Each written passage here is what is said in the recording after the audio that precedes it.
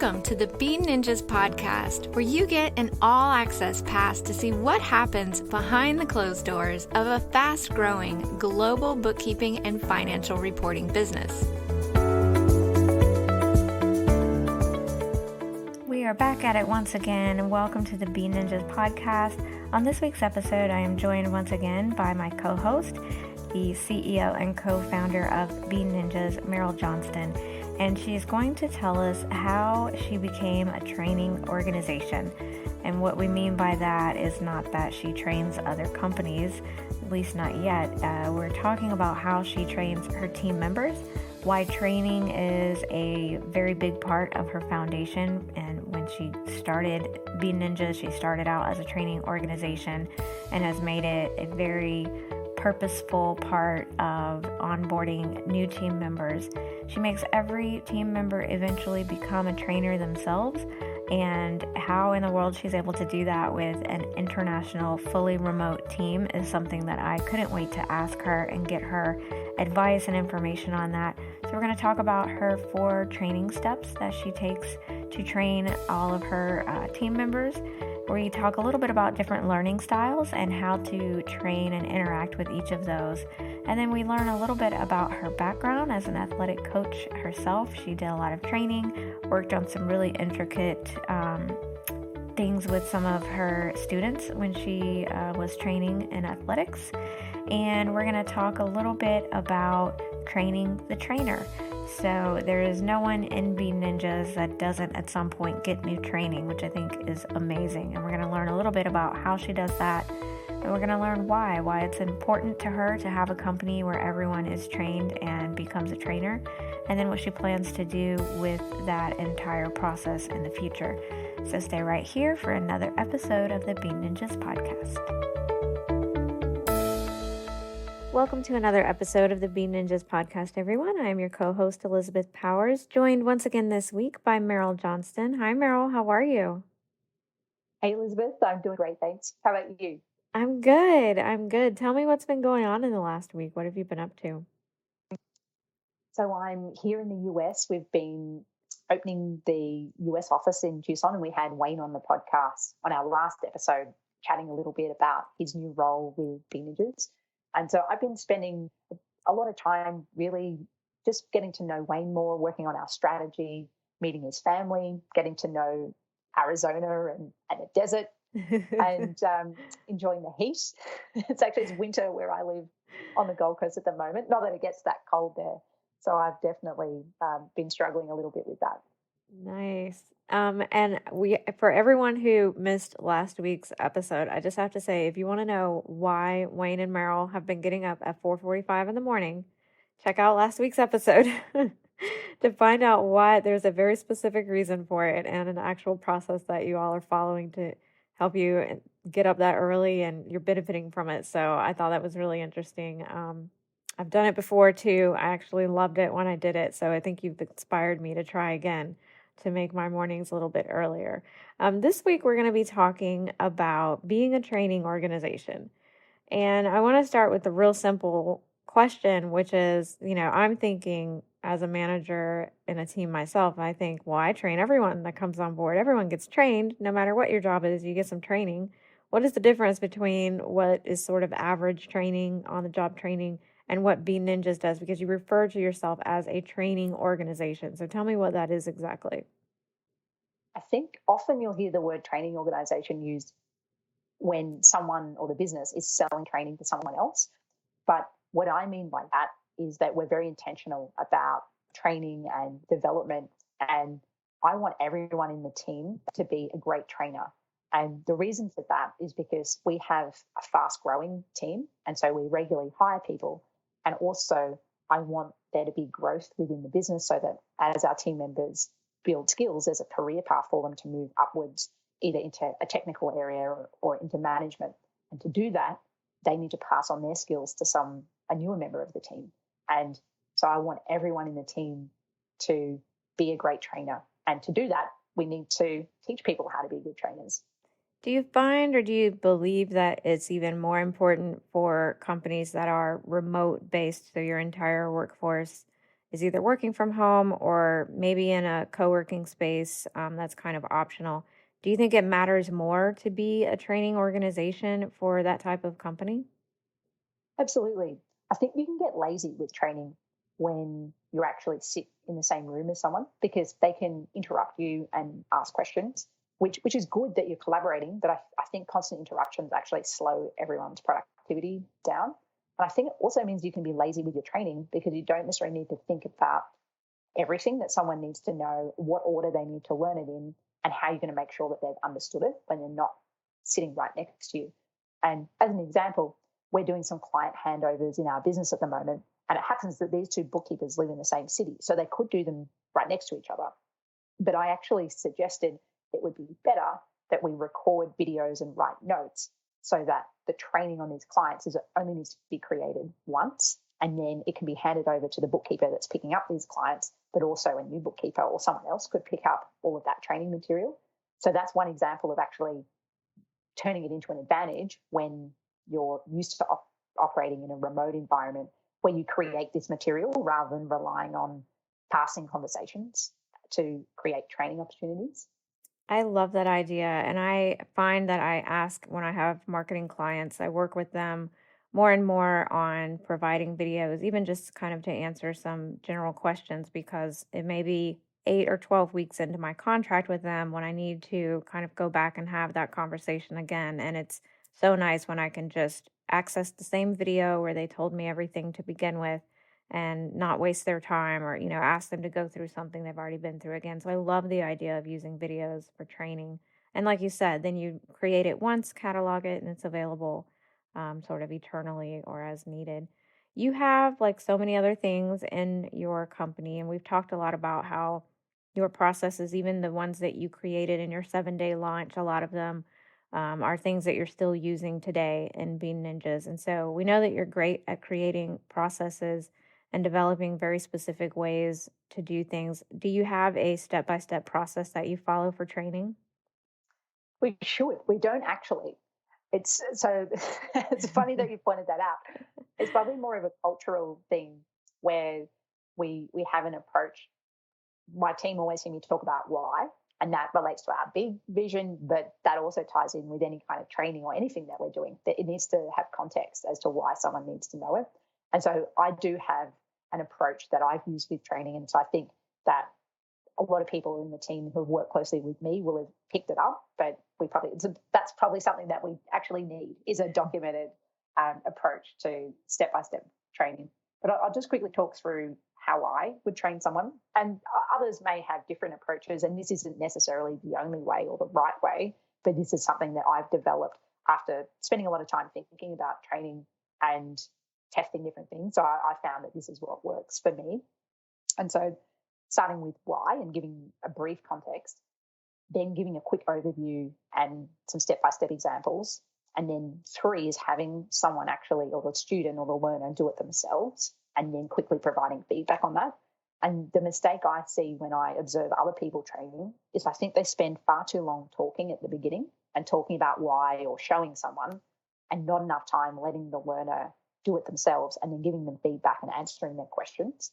So if I had 30 minutes to train someone, I'd want to spend only 5 minutes on step 1 and 2, and then use a lot more time to have the learner do it themselves and give feedback and kind of break it down into smaller chunks and give feedback quickly. I love that you start with why, and I have kind of a funny anecdotal story about that. And you may have heard it before. When I heard it, it just cracked me up because I'm one of those people that always wants to know the why behind the what. So I don't want you to just tell me what to do. I want you to tell me why we do this. I am always sort of thinking of ways to, streamline a process, ways to do things more efficiently. So I have to know why we're doing it in order to come to answers to those other questions. But I heard this little story once about 3 generations of women who are at, a holiday celebration. And the granddaughter, she's just started her own family. So she's hosting the dinner. She's made a ham and she's cut sort of the end of the ham off. And that's somebody comes in and says, why did you cut part of the ham off? Why didn't you cook the whole thing? She said, well, I don't know. That's just the way my mom did it. And so her mom is there and she says, oh, well, I did it because that's the way my mom did it. And the grandmother says, I don't know why you all did it. I did it because my pan was too small. So I love that story because it's like, two generations of women never thought to ask why. They just knew the what. And so they're wasting all this ham, year after year. And I thought that's a great anecdote because it does kind of get to the importance of, asking the question why. So I love that that's your number one step and you spend just enough time on it to get the message across and then move on to, going through an interview and a step-by-step example. I know that when I have managed my team members and of course adding new team members, everyone always has a different way that they prefer to learn. Everyone's a different type of learner. How do you approach that, and are you able to accommodate each different type of learner? I think it's important to be aware that there are different types of learners, and you can kind of get a sense for what someone's preference is, maybe, but maybe you need to ask someone, or maybe they're not even aware of what their preferred learning style is. And I'll just quickly run through the different learning styles. So some people are visual, which means that they like to see information, or they might like to see graphs or charts. Some people are auditory, which means they like to hear information, so they might learn well in a lecture environment. Some like reading or writing, and so I'm definitely one of those. I like to read something and then I'll write something to take notes about it. And then the last one is kinesthetic, which means that they're hands-on experimental learners, so they'll learn by doing. And for myself, I'm the last two. So I like to read it to understand it and then quickly do it. And maybe my teaching style is partly related to how I like to learn, because I spend a lot of time in the doing phase or getting other people to do. And sometimes you may not be able to cater to someone's preferred learning style, but I think it's important just to be aware that there are different learning styles, and especially if you're auditory and you're talking to someone. For example, if someone was conveying information to me, I'm not going to retain a lot of it if I just hear it. And so that's not a very useful training exercise for me. And just being aware of that means that you can cater to it, and even having the conversation. So Wayne and I were talking today about the ways that we like to work together, and I was explaining that I'll take information better if it's written down rather than if I hear it. And so having that conversation together, we're able to work together more effectively. Do you find that with working with remote teams that there are any tools you lean on to help you with your training? Because obviously we mentioned that you do some videos. Are there other tools you find really useful that you're able to implement to make the process of training and learning easier? Well, video. So we use Loom. We love Loom. Loom videos. We create so many of them, and often we're in Slack all day running messages. But then often, if there's something that's a bit harder to convey, then we'll do a Loom video. Or if it's step by step, we'll definitely use Loom. But often I will write.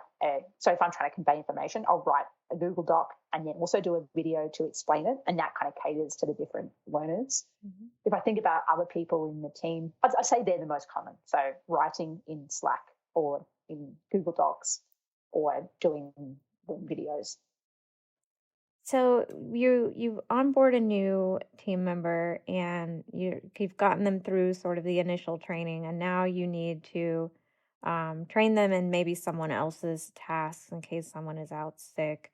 Do you set aside specific days, as far as looking at a new hire? Are you spending the first 90 days just making sure that they kind of understand the basics of working with Bean Ninja? Is it like 120 days in, you start training them on someone else's work? How do you lay it out as far as when is the best time to train them on, more than just the basics? It happens fairly quickly. So we have a step-by-step onboarding process, and the first day is quite structured and the first week is fairly structured. But we actually like to get people into doing their actual work quickly, because, again, that gives context, and then it helps all of the other information, like information about our values or what the business is striving for or a strategy, by actually getting their hands dirty and doing some of the work in that first week. Then it provides better context for all the training. And then we just gradually increase the complexity of the work as their skills grow. And I think that's another important part of training is feedback. So it's not just about presenting the information to someone, but it is asking questions, not just did you understand? Yes, I understood. It's digging a bit deeper to ask them to explain things back to you to make sure that things have been understood, and then having feedback loops so you can actually check to yes, it sounds like they understood, but does the work reflect that? And then you identify more training opportunities when you review the work and give feedback. Really important to say to make sure that they understand that you understand. So as the person training, it's important for me being trained, it's important for me to make sure that my trainer understands that I understand. It's kind of a funny way to say it, but it's an important piece there. And at some point in their tenure, obviously, if you're going to continue to scale and make sure that you are a training organization and that there's consistent training going on and that it's happening in regular intervals, at some point, the person who was being trained has to become the trainer. How does that process work? I think it just naturally evolves. So as someone is taking on more responsibility in the business, basically we're trying to have a backup for every role. So that means that every task that someone is doing in their role, they need to train someone else on how to do that, because as a startup, it can be quite difficult for key team members to take holidays. But one of our core values is around freedom and having balance outside of work, which means that we want everyone in the team to actually take holidays and have a break and not take their laptop. But in order to do that with a small team, it means everyone needs to train someone else in their role. And so as soon as someone is moving into a level of responsibility where they haven't necessarily been trained on that role, then they need to learn how to do that. And so we try and guide them through that. For example, Tom, who recently was promoted to European team manager and was quickly had progressed and was managing 2 staff, we sent him on some training about being a good manager and also on how to train, because we realised that he needed. So yes, we have some of that knowledge in-house, but in that case, some external training was also useful for him. And I wanted to give an example of I was talking about the feedback loop before, but I wanted to give an example of what can go wrong if you don't do that. So we had a particular project in the business where there was a high volume of work to be completed, but it was quite repetitive. It needed to be rolled out over a large number of our clients. And so what we should have done with the training was done one client first and then checked it and perfected that and then rolled it out to everyone. But instead, what we did was roll it out to everyone and then identify that we'd missed a step in the training process and then had to redo everything. And so that's an example of where if we'd looked at feedback, we provided feedback and did a much more detailed review of the very first task, we could have avoided that. Wow. Yeah, that's really interesting. And again, I love that you're sharing that and kind of admitting that, even as an experienced co-founder and CEO, there are some times when you have some missteps. Tell me a little bit about because I know your training background and your interest and kind of appreciation for it predates Bean Ninjas. Tell me a little bit about your background and how you've applied that experience within Bean Ninjas. When my very first job was at scooping ice cream, but my next job after that was sports coaching. And I worked as a tennis coach and I also coached soccer and hockey. And as a coach, I was really interested in trying to get the best out of my team. And some of that related to how you train particular players on particular skills. And then some of that was more strategy, team of the sport strategy in terms of where you had particular players positioned and what the team tactics were. But and so that's probably more related to leadership, but it was the training of particular skills that I was interested in too. And so I did a number of courses, including a 6-month course around being an advanced tennis coach and coaching high performance players. And that kind of really sparked my interest in training and coaching. And then later on in my career, when I was working as an accountant at the airport, I went and did a certification to become a trainer and assessor, and then also was teaching accounting and auditing at a university. So I suppose I've always had an interest in the workplace in training, but also outside accounting, I found it really interesting in how to convey information to other people and help them really be successful or achieve in an area. Yeah, absolutely. Have you found that, obviously when you're coaching athletes, there's an aspect of sort of hyping them up and getting them excited and, trying to engage their adrenaline to an extent. Have you found a way to translate that activity into your company, especially with remote team members? Is there something you took from that experience as a coach and working with, junior Australian Open players? Where you're able to kind of get your current team at Bean Ninjas excited like you can an athlete, or is it just too different? Well, that's interesting. So that probably wasn't my strength as a coach.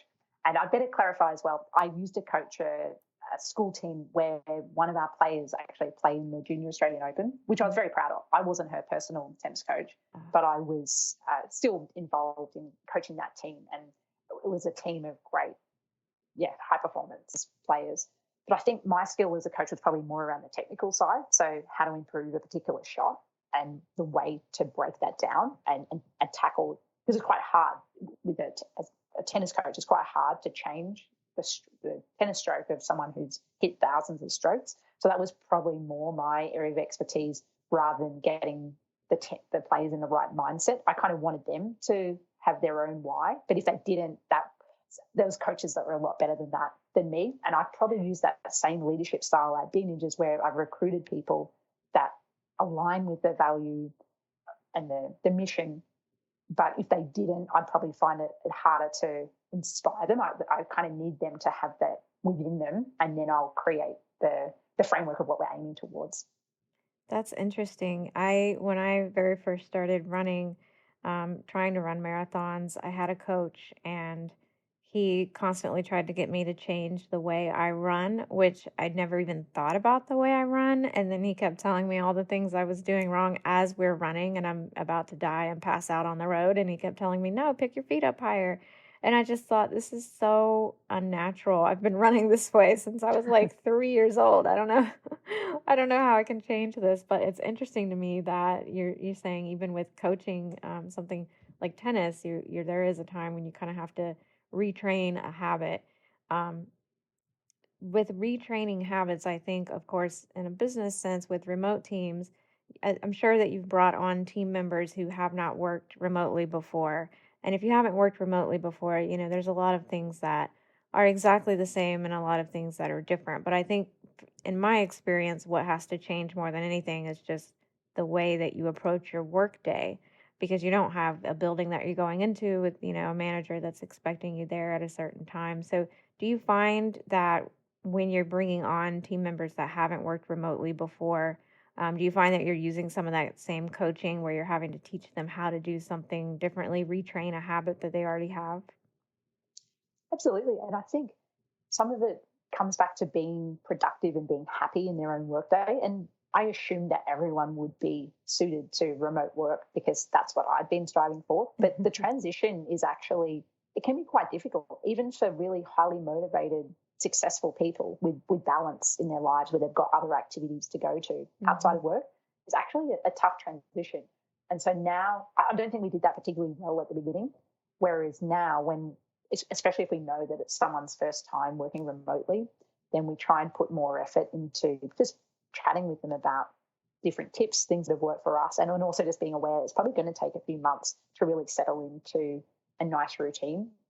And then again, programs like Peak Persona, which we talked about on the last episode, which a lot of that is about creating personal habits to make you effective. And so putting team members through things like that also help in embracing remote work. And I'm sure it helps too when you have existing team members that are empathetic to that sort of period of change and adjustment. Tell me, when you are working as a training organization, I think like you said at the beginning, maybe there's some processes that you want to kind of put in writing and develop as clearer steps. What do you see being a training organization? Where do you see it taking Bean Ninjas? Is it going to grow into something beyond what it is right now? It may do. As we're starting to sell training, so we're starting to sell one-on-one zero training. We've got an online course that will be released fairly soon. And I'd say that as our skill set, we're building a skill set which helps us internally with a number of team members really starting to get very good at training. And for now, the intention is just so that we can build our team and really have a high-performing internal team.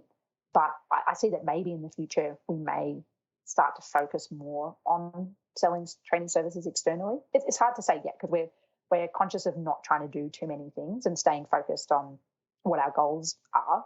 But I know that I love training, and I think that some other people in the team are really starting to enjoy it and appreciate it as a separate skill set. So who knows what the future may hold there.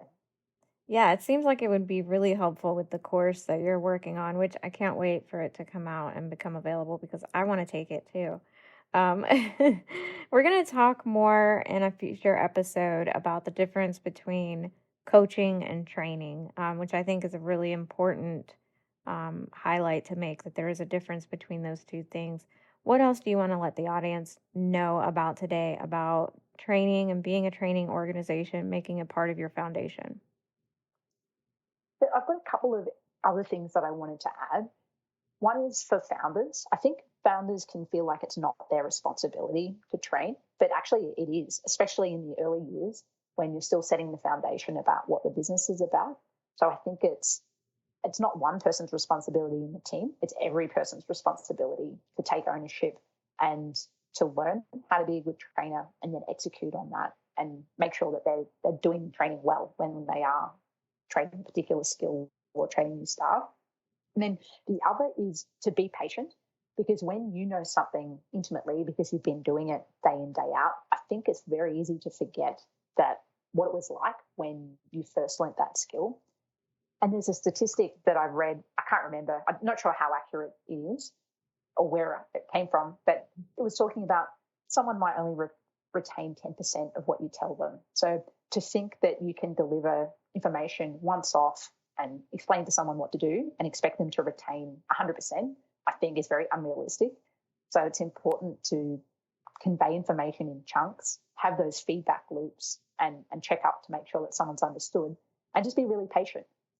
And I think that's something that we know. We've got a team of smart people and people that have the right attitude and want to learn and want to do well. And so if someone hasn't understood or hasn't executed in the way that you want them to, then I think the first place to look is yourself as a trainer, and how could you have done a better job or what could you have done differently? And then just be patient and understand that it may take a number of different training sessions for that person to be up to speed. I think it's interesting too that you put ownership of the training, maybe not having the desired effect.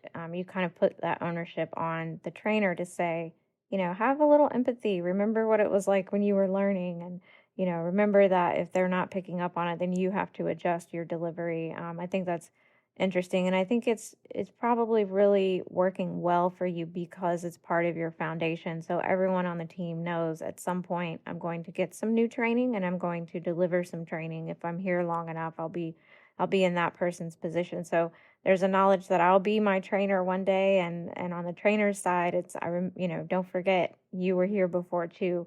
But knowing that it's not just something that nobody else wants to train the new person, so you have to do it. I think that type of attitude makes it, more like a stressful thing, like you drew the short stick, no one else wants to do this. Whereas making it a real part of your organization and a part of your foundation and just a regular thing that's constantly happening, I think knowing that is the way it is when you come into a company takes the pressure off. And it gives people the opportunity to enjoy training and receiving training, which I think is definitely going to make it more effective. Anytime you can remove stress, you allow the brain to think a little more clearly. So this has been really fun, Meryl. Thank you so much for another great episode. I am going to include in the notes some of the information, in the show notes, some of the information that we talked about. Any final thoughts before we close the episode for today? Well, I did think of one thing I forgot to mention, and that was Wayne recently implemented our lunch and learns. And that's just another example of introducing training within the business, but also giving everyone in the team's got an opportunity to present or train on a particular topic of their expertise. Mm-hmm. And so I just wanted to leave with that as a parting note, that doesn't have to be the most senior person in the organization delivering the training, just giving everyone the opportunity to deliver training and think of it as a useful skill to develop. Absolutely. Yeah. If you're hiring right, then everyone on your team has something to offer. And I love lunch and learns. I know there are a couple of companies that will record them because if you're a remote team, obviously lunchtime isn't the same for everyone. So I love It's like that fear too. and learn or Yeah. breakfast and learn Right. because of all of the different time zones. Right. 2 a.m. and learn. I'm not interested in that one. So, so I love that, a lot of companies record those so that people can watch them at a time that's convenient for them. I'm a morning person, so if you want to teach me something, it's better to do it in the morning. If you want me to learn something after like 4 o'clock, 3 o'clock in the afternoon, you better give me like a candy bar and a soda to go with it. So I like that, when I'm doing some training and stuff like that, I can access it at a time when I know I'll absorb most of it. So I love that you guys are doing that as well. Thank you so much for another episode, Meryl. Thank you, audience, for joining us. Don't forget to follow us on Twitter, friend us on Facebook, and check the show notes for links to valuable information that we covered in this episode. Thanks, everybody. Thank you, everyone, for tuning in to another episode of the Bean Ninjas podcast. I am your co-host, Elizabeth Powers, on behalf of Meryl Johnston and the rest of the Bean Ninjas team. Thank you for joining us here every week. Don't forget to send any questions you have for Meryl or any of our guests via Facebook or Twitter at Bean Ninjas. Feel free to follow us. Check out our blog on beanninjas.com/blog. We get a lot of updates that we add there, so if you can't wait for the podcast to tell you what's new, definitely check out the blog and send us your questions and come back here next week for another episode. Thanks, everyone. Bye.